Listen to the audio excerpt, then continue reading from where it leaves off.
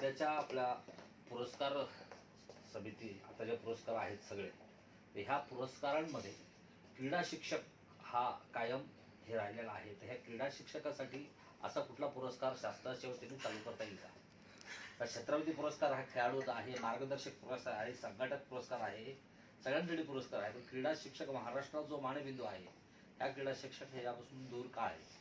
आपण दिलेली सूचना आहे, नक्की त्याच्यावर विचार करतो.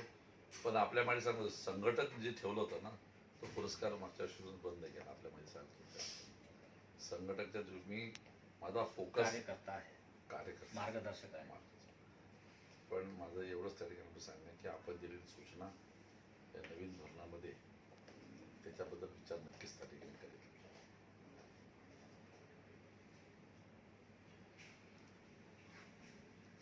पण मागच्या सरकारने 3 वर्षाचे पुरस्कार रखड वाटलेच नव्हते ना.